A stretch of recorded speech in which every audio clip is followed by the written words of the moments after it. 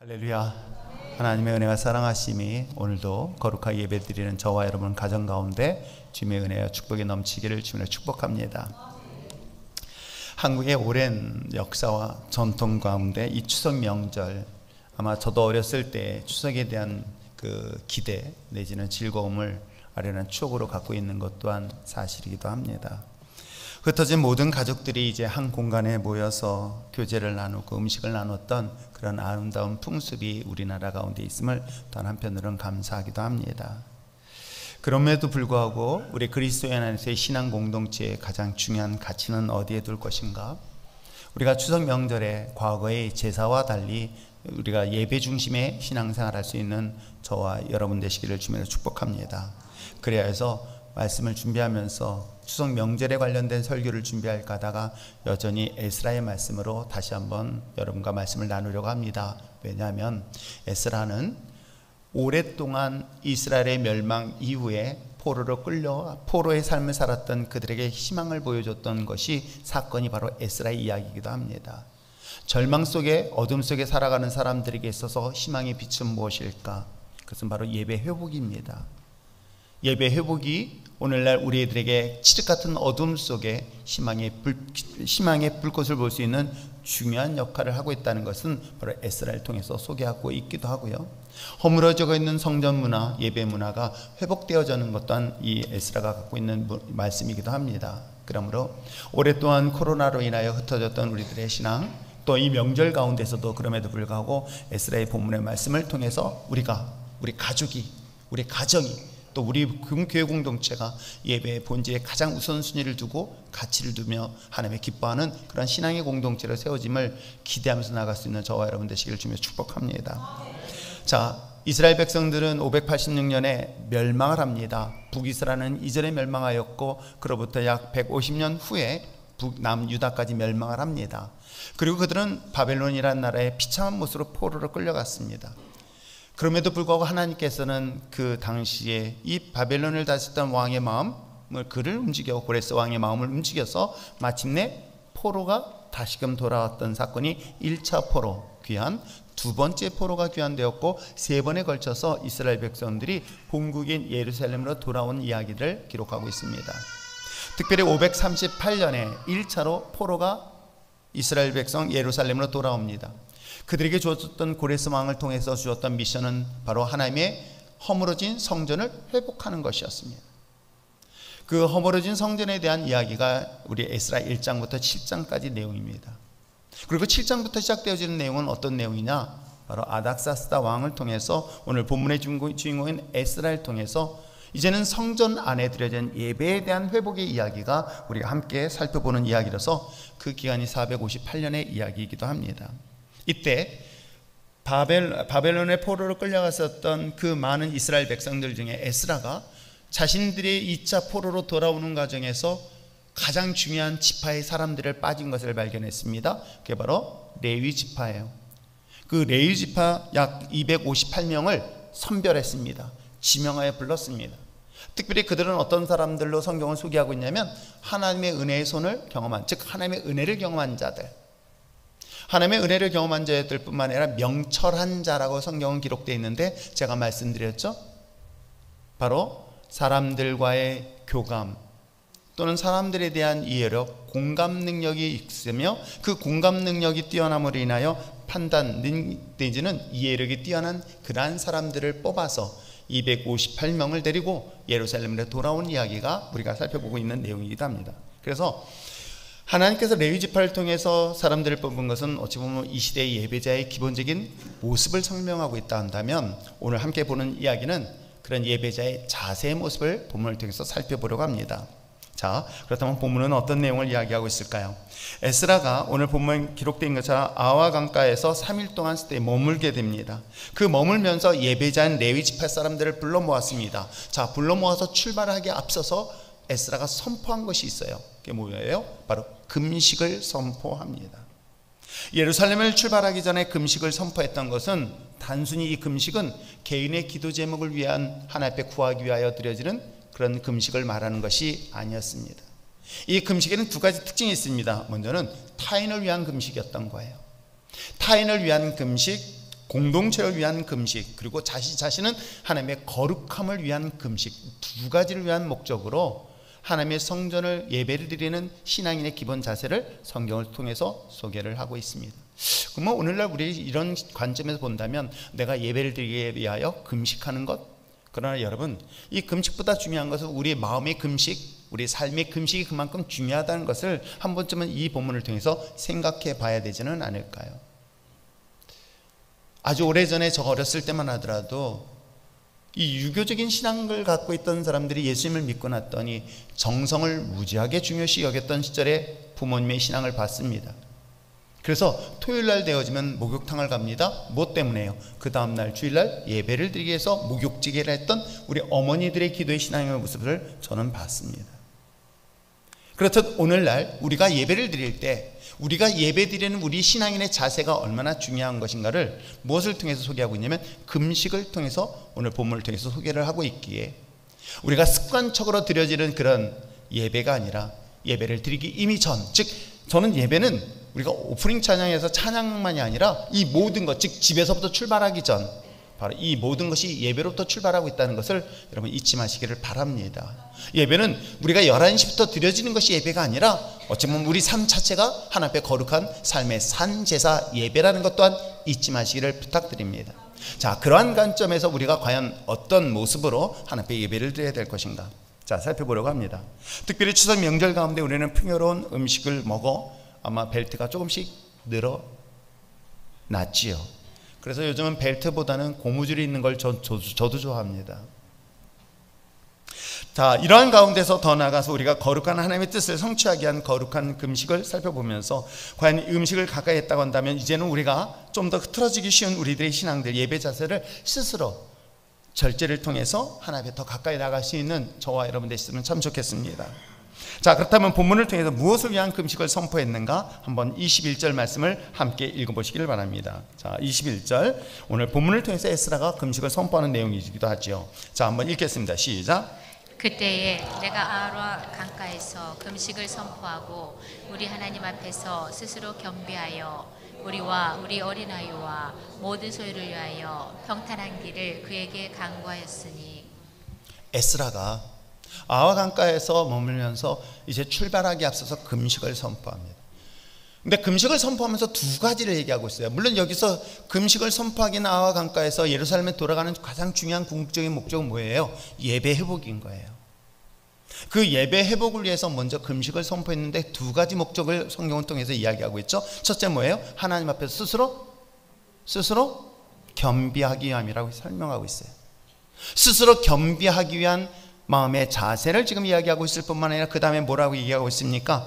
오늘 자신과 자신의 자녀들 그리고 자신의 소유한 물질들을 어떻게 한다? 평탄한 길로 인도함을 받을 수 있도록. 이 두 가지 목적을 위해서 어떻게 한다? 하나님 앞에 금식하는 이야기가 본문 내용이다. 그래서 저는 이 부분을 보면서 우리가 하나님 앞에 예배드리기 위한 신앙의 기본적인 자세가 이 두 가지를 통해서 답을 얻을 수 있지 않을까 생각해 봅니다. 첫째는 뭐라 그랬다? 스스로 겸비하다. 그럼 이 겸비하다는 뜻이 뭘까요? 그건 겸손하게 자신을 낮추다라는 뜻이 있어요. 아, 그렇구나. 내가 하나님 앞에 예배드리는 것은 내가 스스로 자신의 모습을 겸손하게 낮추는 모습으로 우리가 예배를 나오는 것이 신앙의 가장 기본적인 자세임을 성경은 말하고 있어요. 그렇다면 여러분, 스스로 낮춰지는 그런 겸비라는 것의 단어의 반대는 뭘까요? 당연히 교만이겠죠. 교만에 대해서는 여러분 굳이 설명하지 않아도 베드로전서 5장에서 이야기하고 있는 것처럼 하나님은 그들을 대적한다라고 이야기를 하고 있어요. 그래서 겸손한 자에게는 은혜를 베푸시지만 그러나 그 교만한 자는 하나님이 그를 대적해버리신다라고 성경은 분명히 기록되어져 있습니다. 그런데 문제는 뭐냐면 우리가 중요한 사실은 뭐냐면 자기 자신도 모르게 교만해질 수 있다는 거예요. 자기 자신도 모르게 교만해질 수 있다는 거. 이걸 의도적으로 교만해지는 것과 달리 자신은 겸손하다고 생각했던 거예요. 근데 문제는 뭐냐, 자신이 교만해지고 있는 걸 모르고 있는 사례가 있는가 하면 동시에 더 중요한 것은 자신이 교만한 줄 모르고 있다는 사실이죠. 사실 우리가 신앙생활하면서 아마 신앙 기본적으로 오랫동안 하는 사람들의 경우는 스스로 교만하겠다고 생각하는 사람은 거의 없어요. 문제는 뭐냐면 내가 교만한지 모른다는 것. 그리고 더 나아가서 내가 교만해질 수 있다는 이 사실 또한 인식하지 못한다는 것이 심각한 문제인 거예요. 왜 그럴까? 우리들의 인생 가운데 형통하고 여유로워지며 풍요로울 때 자신도 알 수 없는 유혹에 빠지는 게 하나 있어요. 그게 뭐예요? 바로 교만이라는 유혹입니다. 하나님의 선택에 따라 풍성해지고 하나님의 선택의 은혜 가운데서 높아지며 하나님의 능력 가운데 잘 나갈 때에 어떤 마음을 갖게 될까요? 이때 스스로를 겸비하는 모습을 갖춰야 되는 것이 성경은 분명히 이야기하고 있지만 중요한 것은 자신도 모르게 교만해 가고 있으며 교만한 사실을 깨닫지 못할 때가 얼마나 많이 있는지 모릅니다. 이 사실 때문에 왜요? 한번 본문을 잘 보시기 바랍니다. 지금 그들은 이 바벨론, 페르시아라는 나라의 포로로 끌려 있습니다. 억압된 삶을 살고 있습니다. 그런데 어느 날 갑자기 바로 이 본문에 기록되는 에스라가 지명했습니다. 그 많은 지파 사람들 중에 258명을 지명했어요. 여러분, 선택받았다는 것, 특히 어디서 선택받았습니까? 포로로 생활했던 그들로부터 선택을 받았어요. 이거 얼마나 큰 선택이고 큰 은혜예요.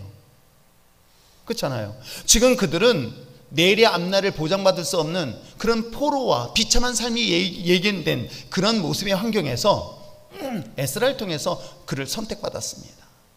지명하여 불렀습니다. 그리고 포로에서 자유인의 신분으로 바뀌었습니다.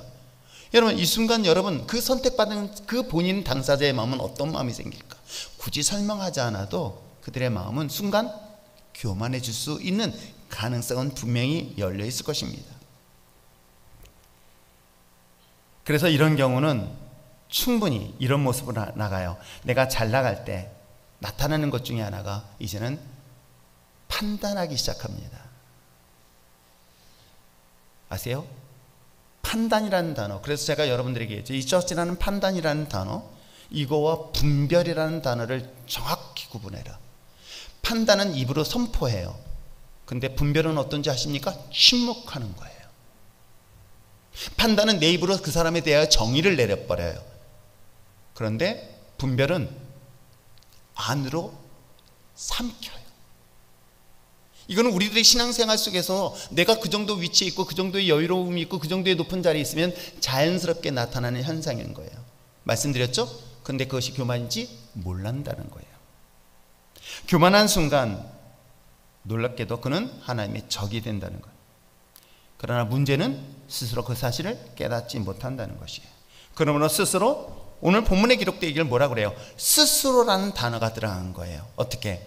스스로 겸비하라는 것은 자기 자신이 스스로가 깨닫지 못했을 때 스스로 결단해서 이와 같이 하나님 앞에 자발적으로 스스로를 낮추고 교만으로부터 벗어날 수 있도록 하라는 것이 오늘 본문의 내용이기도 합니다.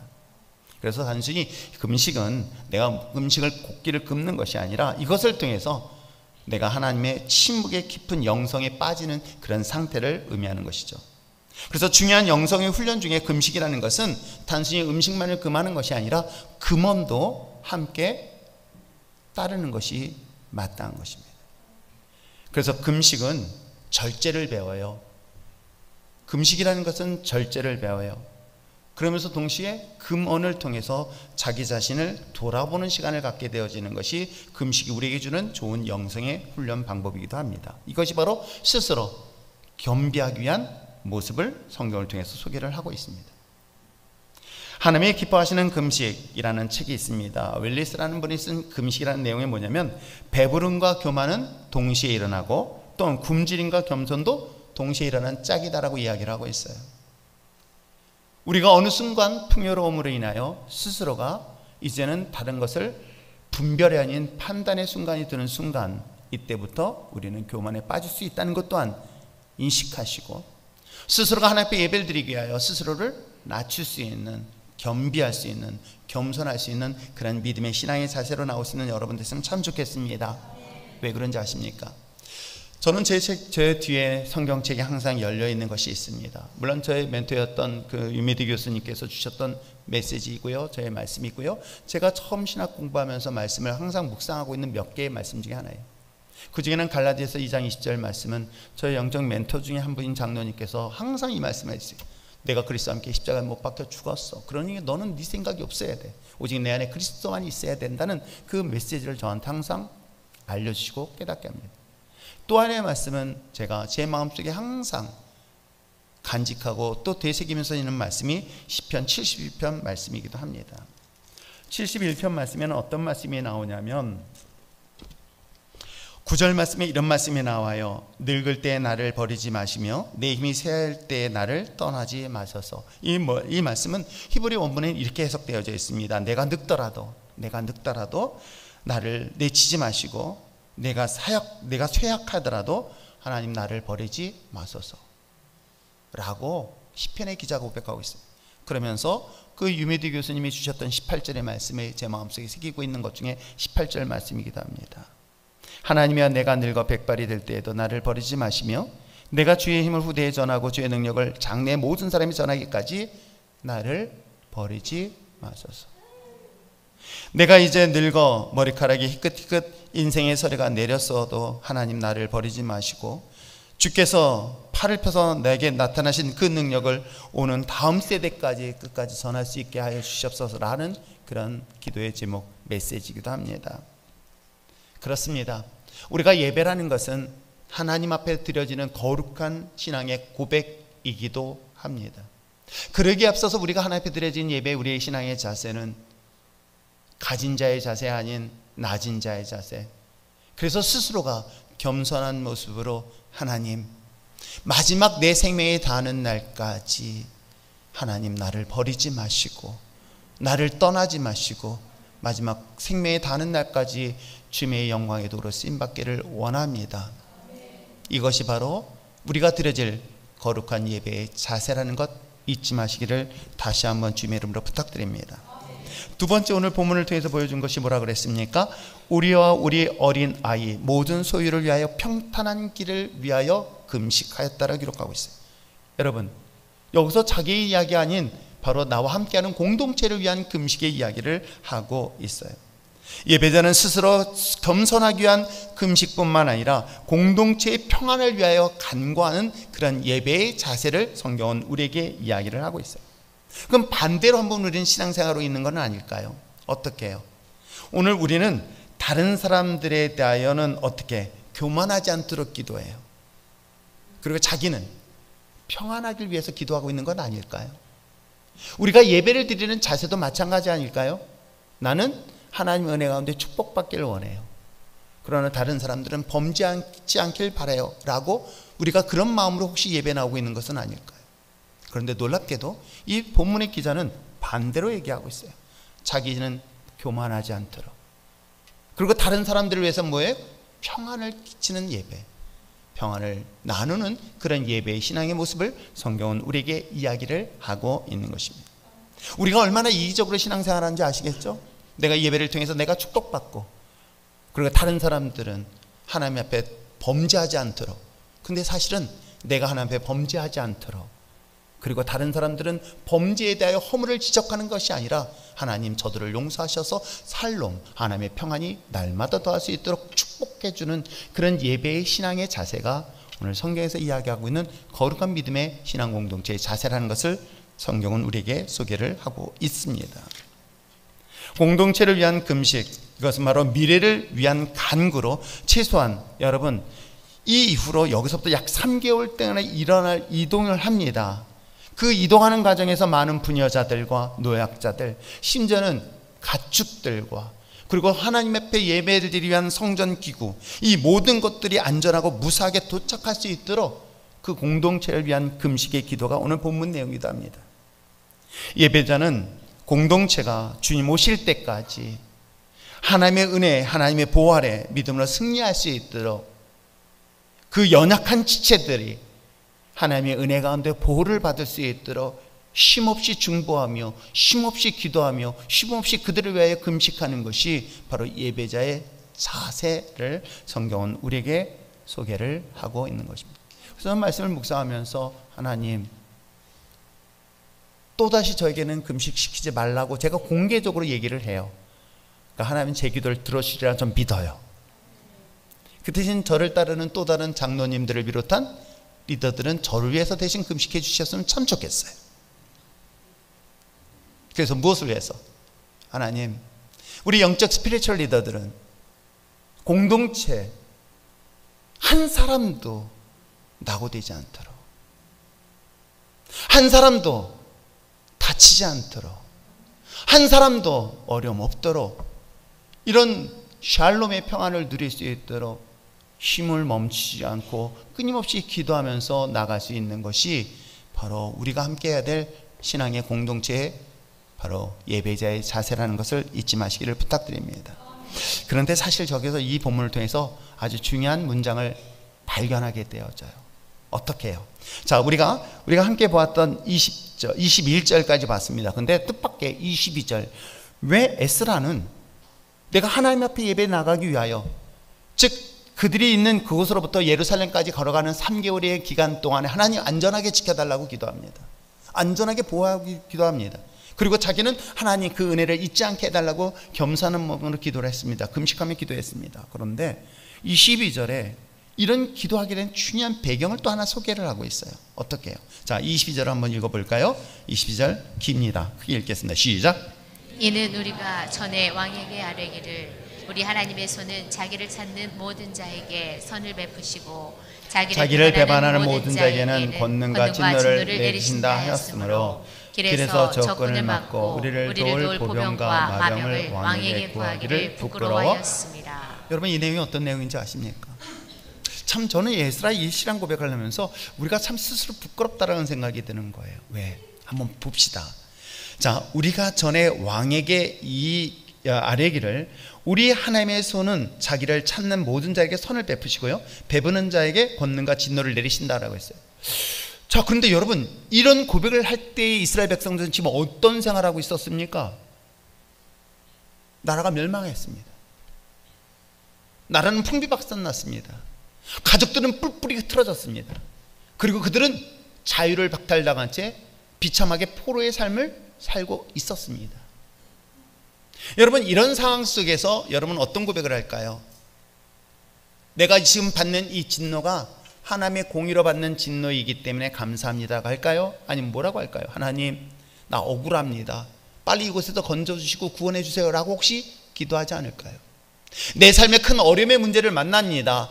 고난을 만납니다. 고통스러운 순간을 만나게 됩니다. 그럴 때 여러분 어떻게 기도합니까? 하나님, 이 문제를 빨리 해결해 달라고 얘기할까요? 대부분이 그렇게 기도합니다. 근데 오늘 본문의 기자는 뜻밖의 얘기를 하고 있어요. 그 고난 속에, 고통 속에 신음하고 있는데 하나님의 선하심과 하나님의 공의로우심에 대한 이야기를 하고 있는 거예요. 그렇다면 지금 이들이 받고 있는 고난은 누구의 잘못이에요? 자기들의 잘못 아니에요. 사실 알고 보면, 따지고 보면 앞전 부모의 세대의 죄 때문에 그 자녀들은 바로 이방인 땅에서 태어나서 이방인 땅에서 비참한 삶을 살았던 것이에요. 그런데도 불구하고 하나님을 원망하는 것이 아니라 그 하나님의 전적인 그 징계에 대하여 스스로 인정합니다. 이 놀라운 사실을 여기서 고백을 해요. 근데 그것만으로 끝나지 않아요. 뭐라고 얘기하고 있습니까? 지금 이 말은 아닥사스다 왕에게 하는 이야기인 거예요. 뭐라고? 지금 3개월이라는 기간 동안에 이 이스라엘 백성들을 이끌고 어디로 갑니까? 바로 약속한 예루살렘 가나안 땅으로 갑니다. 근데 여러분, 그것을 갈 때 쉽게 갈 수 있을 것 같지만요, 여러분, 많은 국경을 지나가야 됩니다. 많은 이방인들 방해의 사람들을 만나게 됩니다. 그래서 오늘 본문에 기록되어 있는 것좀 뭐라 그래요? 그 길에서 적군을 막고라고 얘기하라고 했는 거예요. 그러니까 그 길을 가는 과정에서 여러분, 우리가 이 문화를 우리가 관점에서 보지 마시고요, 그때 당시의 관점에서는 어떻게 보냐면 사람을 잡아서 그 사람이 자기의 종이 되면 그게 재산이 되는 거예요. 때에 따라서는 이걸 종으로 팔 수 있으면 돈을 얻을 수 있는 그런 도구가 되는 거예요. 전쟁을 통해서 많은 사람들을 포로로 끌려가는 이유가 뭐 때문이에요? 이게 재산이기 때문에 그런 거예요. 그리고 그들을 자신의 사병화시킨다면 자기는 군사력이 강화되는 거예요. 이런 상황 속에서 자신들이 그곳, 즉 바벨론으로부터 시작해서 예루살렘에 돌아오는 3개월 동안에 여러분 어떻습니까? 얼마나 위협을 받습니까? 근데 특별히 아닥사스다 왕은 왕 중에 왕이었습니다. 당시 고대 근동의 패권을 장악했던 힘 있는 왕이에요. 그러면 여러분 어떡할까요? 여러분이라면 어떡할까요? 그런 상황에서 지금 내가 3개월 동안 가는 길이 불안합니다. 두렵습니다. 염려가 되잖아요. 그렇다면 어떻게 해요? Help me. 당신의 군사들을 날 동원해서 나를 지켜달라. 왜? 그럴 만큼 이미 아닥사스다 왕은 마음이 오픈되어 있어요. 너희들이 만약 예루살렘에 돌아간다면 필요한 거 다 공급해 줄게. 물질뿐만 아니라 필요한 모든 것들을 다 가져가 라고까지 협조해 줬던 아닥사스다 왕에게 그 정도 부탁 못할까요? 충분히 저는 할 수 있을 것이라고 생각하는 거예요. 얼마든지 도움을 달라고 한다면 얼마든지 도움을 줄 수 있었을 거예요. 그런데 에스라는 그 이야기를 뭐라고 얘기하고 있습니까? 마지막 얘기에서 왕이 구하기를 어떻게 한다? 부끄럽다라고 해요. 내가 그렇게 말할 수 없다는 거예요. 왜? 그들이 나를 돕는 게 아니라 누가 돕는 것이다? 하나님이 도우신다는 에스라의 이 고백을 우리는 주목해 보아야 할 것입니다. 때로는 우리들의 인생 가운데 큰 어려움을 만나게 되었을 때 사람을 의지하거나 도움을 필요한 자들보다는 오히려 금식을 통하여 하나님의 구하는 이 에스라의 기도의 모습을 우리가 한 번쯤은 돌아볼 수 있는 여러분 됐으면 참 좋겠습니다. 누군가를 돕거나 누군가를 섬기는 것, 그것은 하나님의 도구로 쓰임받는 것에 불과한 거예요. 아닥사스다, 고레스, 어찌 보면 예루살렘으로 돌아오는 이스라엘 백성들에게 성전을 만들고 성전을 재건하고 또 하나님이 성전을 복원하느냐 뿐만 아니라 예배를 회복하는데 많은 재정적 후원을 해줬던 사람이 바로 고레스와 아닥사스와 같은 이방인의 왕이에요. 어찌 보면 이스라엘 백성들은 가진 것이 없었어요. 많은 성전을 건축하는데 재정적인 지원까지 했었던 이방인의 왕. 그러나 여러분, 하나님의 나라를 위해 쓰였던 도구에 불과했다는 거예요. 하나님의 나라를 완성시키는 것은 전혀 상관없는 그런 인물로 소개를 하고 있어요. 하나님의 도구로 쓰임받았던 그 잠시의 도구, 그렇기 때문에 그들에게는 잠시 또한 자랑과 주장할 수 있는, 그래서 말씀드린 시편 71편에 있는 것처럼 그것이 버림받을 수 있다라는 것이 바로 이런 내용이기도 합니다. 나를 돕겠다고 나의 도움이 되어주고 싶어하는 그런 사람을 찾기보다는 하나님을 찾는 저와 여러분 되시기를 주님으로 축복합니다. 나의 힘이 되시고 나의 능력이 되시고 나의 도움이 되시는 분은 주 여호와 하나님이시다. 그리고 그는 어떻게 해요? 그들을 힘으로 스스로 그 길을 갑니다. 그 길을 걸어갈 때마다 하나님이 놀라운 섭리 속의 보호하심을 분명히 경험했을 것입니다.